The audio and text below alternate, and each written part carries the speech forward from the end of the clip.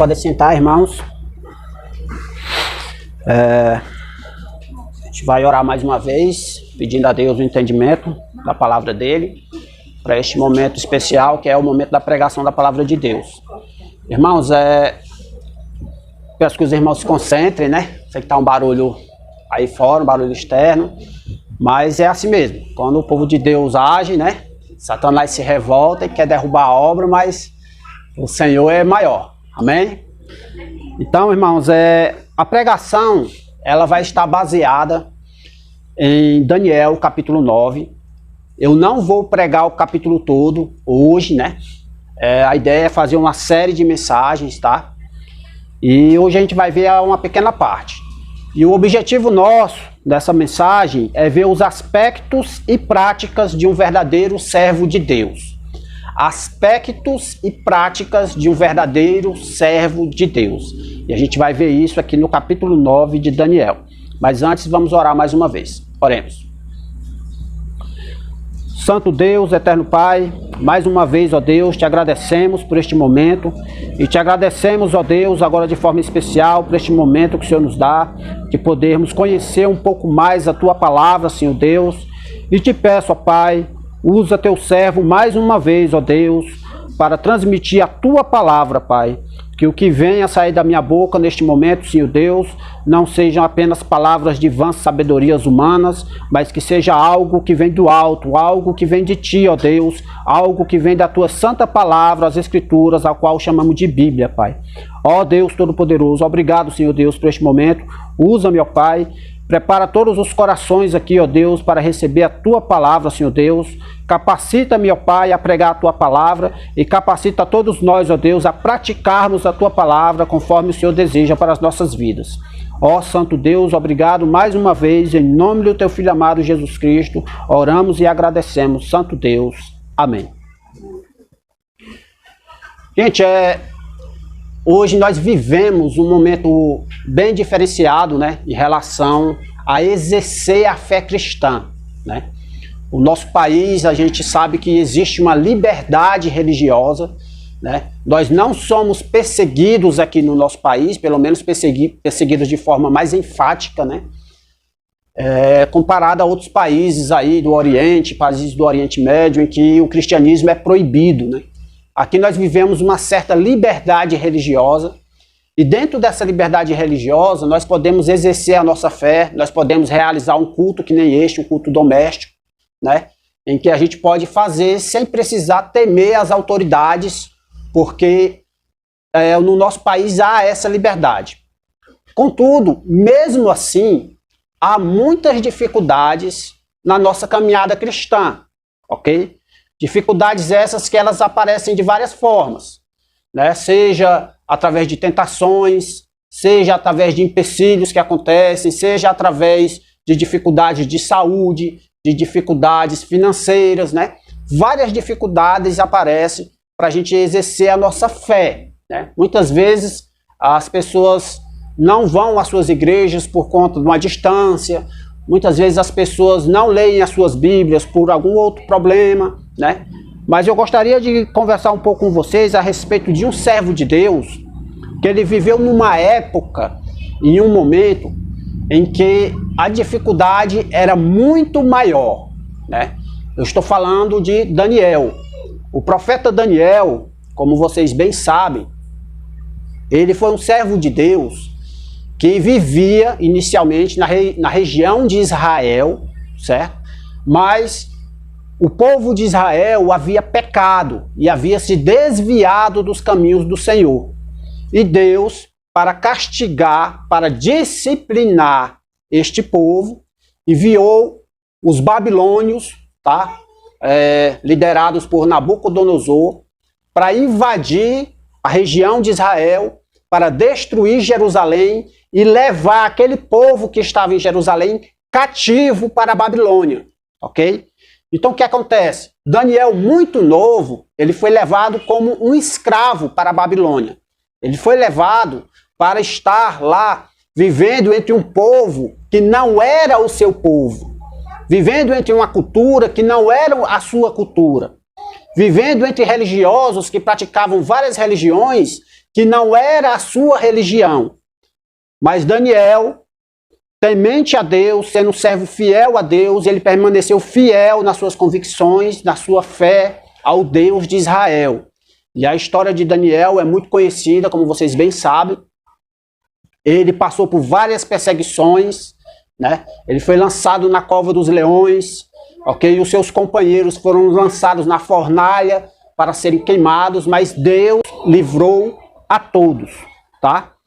Então aqui, dando continuidade à mensagem, a gente vai ler agora o primeiro versículo do capítulo 9, que diz o seguinte: no ano primeiro de Dario, filho de Assuero, da linhagem dos Medos, o qual foi constituído rei sobre o reino dos caldeus.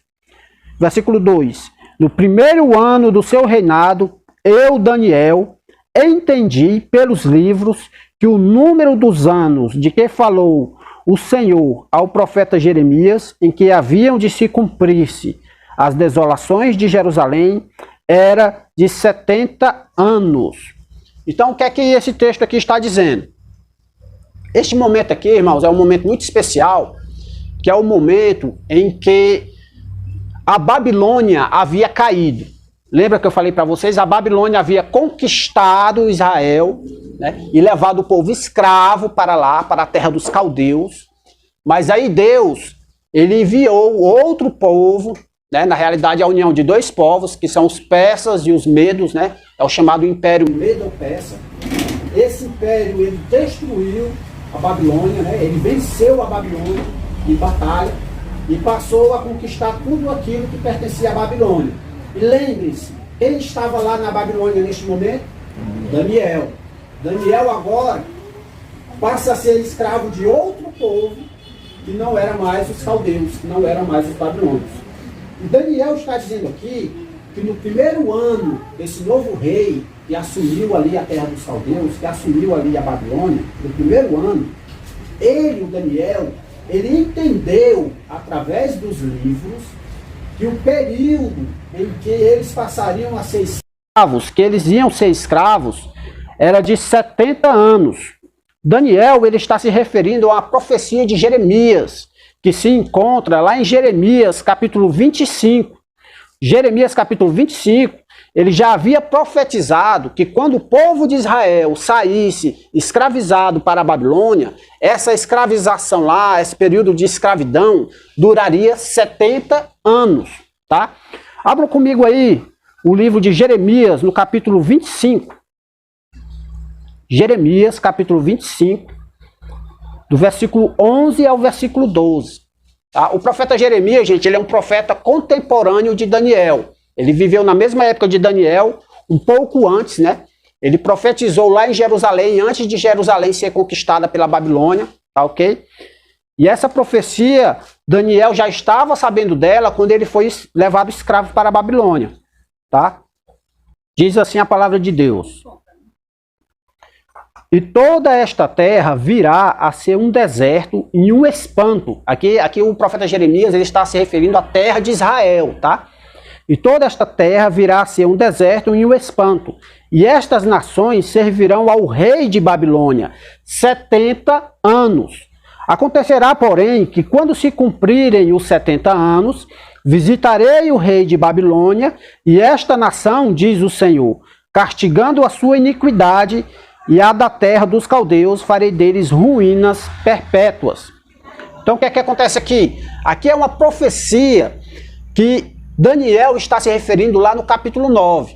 Né? Ele está, lá no capítulo 9 ele fala que através dos livros, ou seja, através da leitura das escrituras, ele entendeu que o período de escravidão do povo de Israel com o povo caldeu seria um período de 70 anos. E para ser mais preciso, Daniel está se referindo aqui a esta profecia do profeta Jeremias, tá?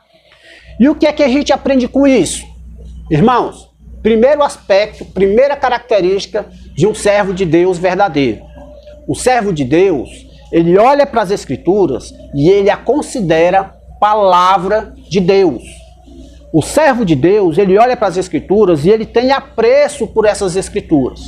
Porque observe, Daniel, ele era um profeta. ele era um homem que tinha visões de Deus.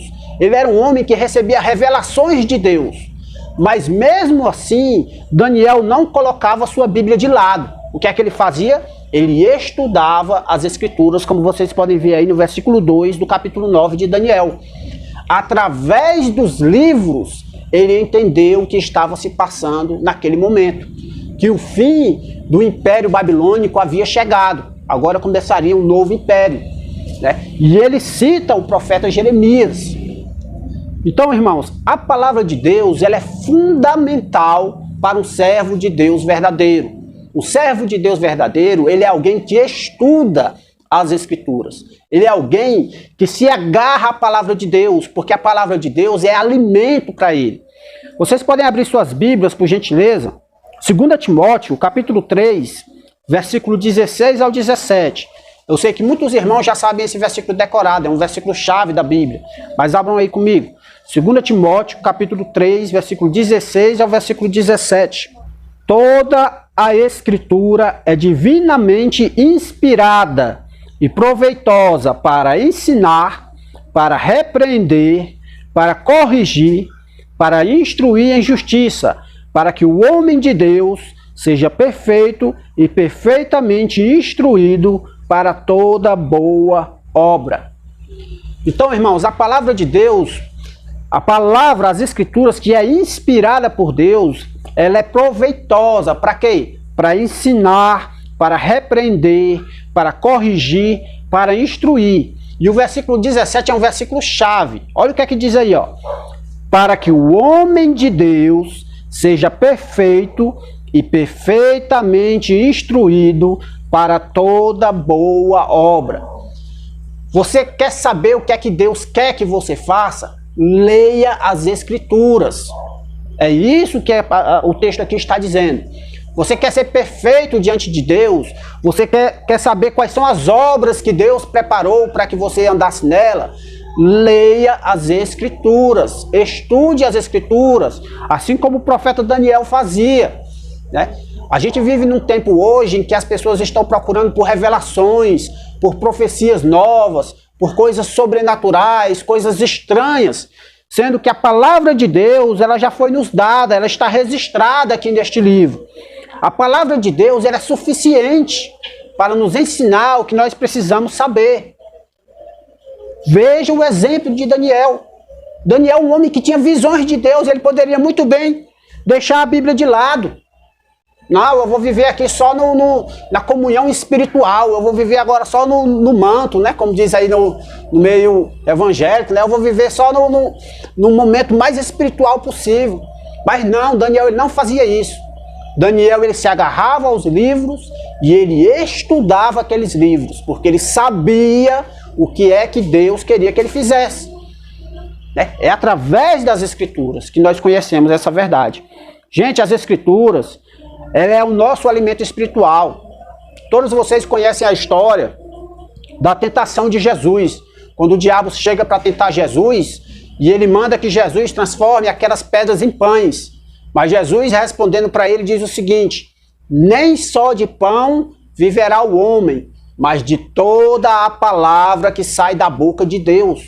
Gente, as Escrituras é o nosso alimento espiritual. Se a gente não lê as Escrituras, se a gente não estuda as Escrituras, a gente vai acabar definhando. A gente vai acabar ficando desnutridos espiritualmente falando.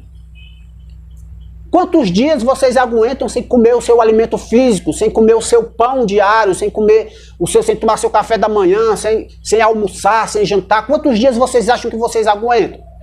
Sem que o seu corpo desfaleça? Da mesma forma, é a palavra de Deus e as Escrituras. Você tem que se alimentar dela diariamente.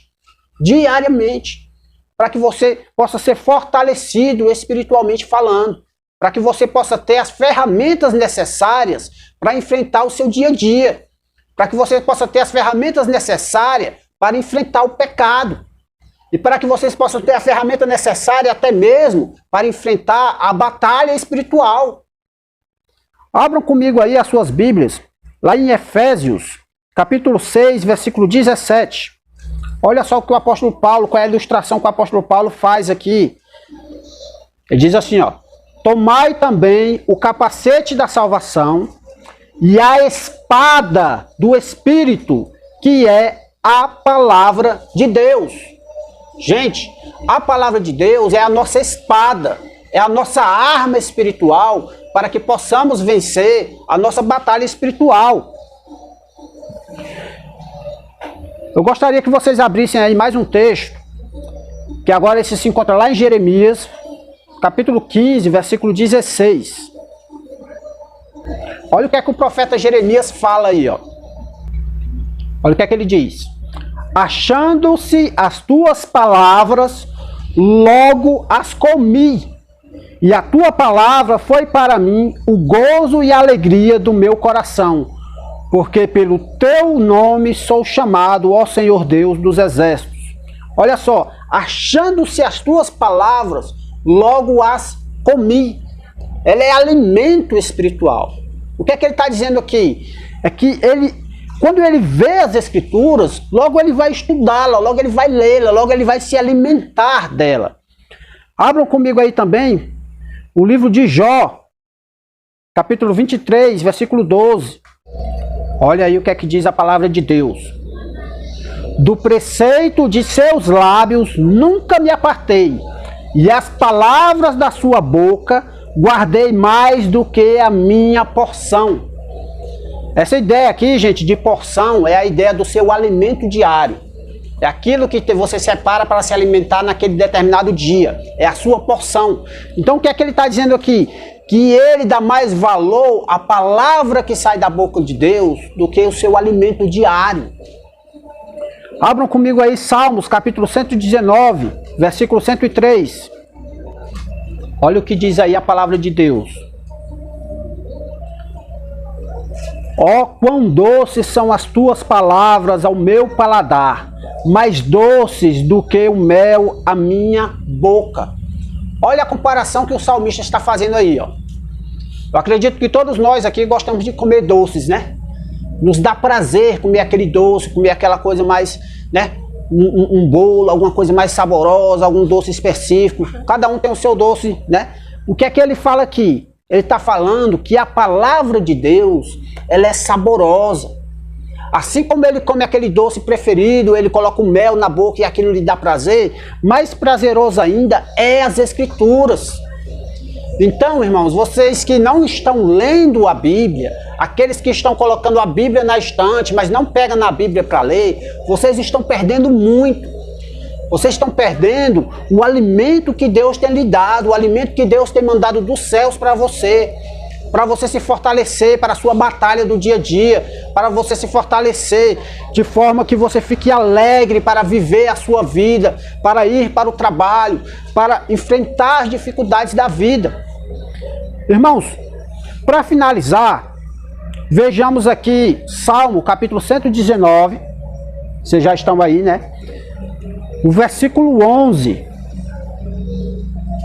Olha o que é que o salmista diz aí, ó. Versículo muito conhecido. Salmo, capítulo 119, versículo 11. Diz assim: escondi a tua palavra no meu coração, para eu não pecar contra ti. Irmãos, qual é o segredo para que possamos viver uma vida santa?